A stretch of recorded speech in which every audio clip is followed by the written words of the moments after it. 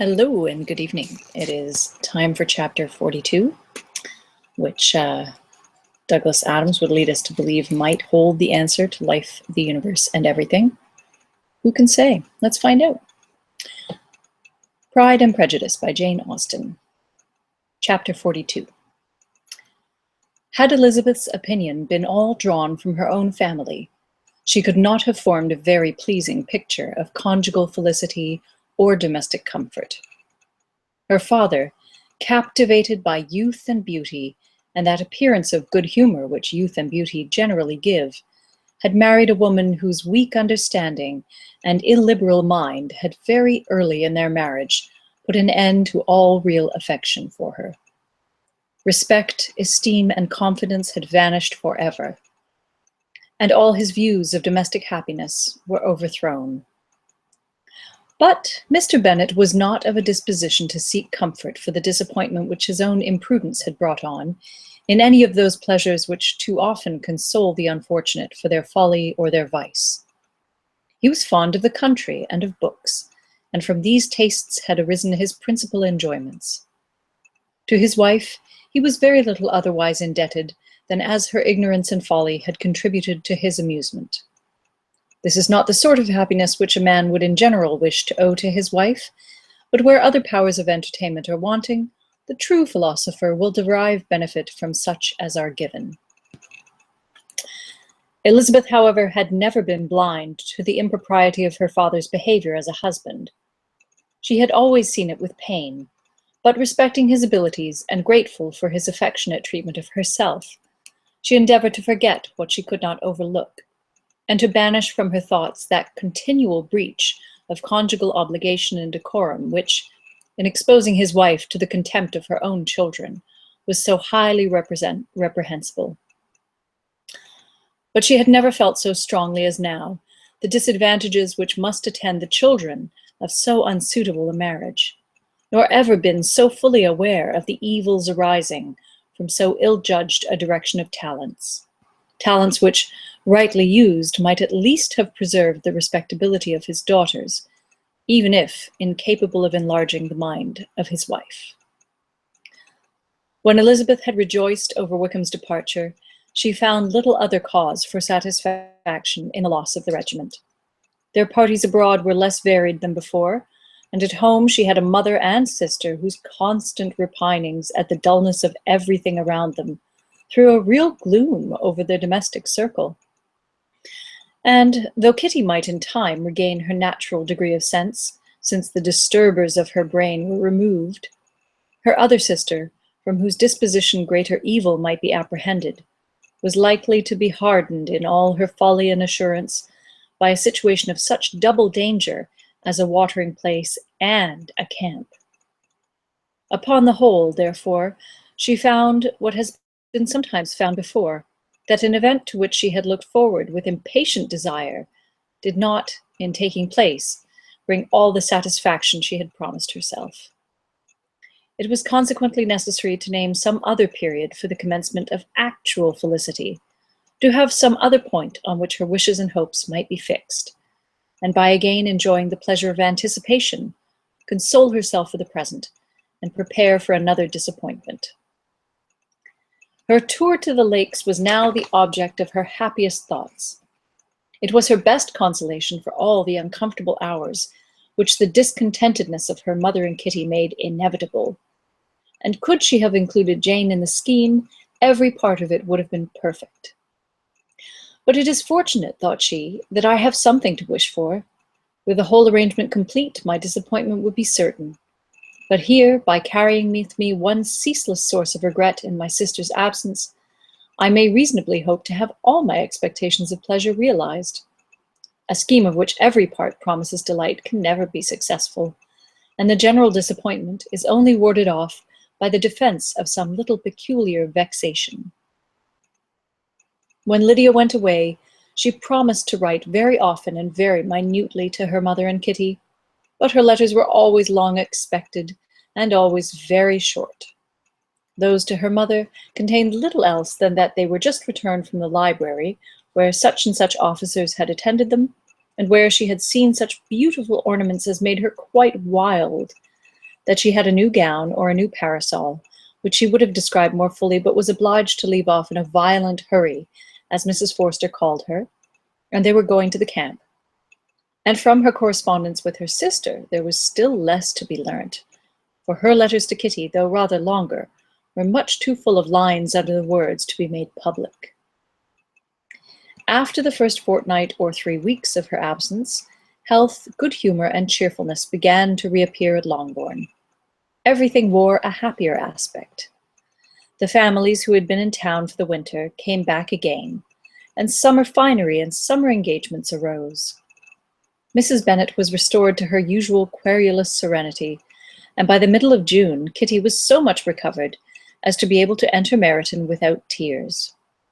An event of such happy promise as to make Elizabeth hope that by the following Christmas she might be so tolerably reasonable as not to mention an officer above once a day, unless by some cruel and malicious arrangement at the War Office another regiment should be quartered in Meryton.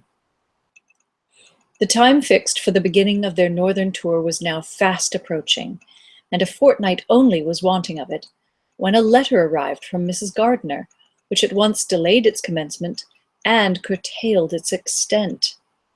Mr. Gardiner would be prevented by business from setting out till a fortnight later in July, and must be in London again within a month, and as that left too short a period for them to go so far and see so much as they had proposed, or at least to see it with the leisure and comfort they had built on, they were obliged to give up the lakes and substitute a more contracted tour, and according to the present plan were to go no farther northward than Derbyshire.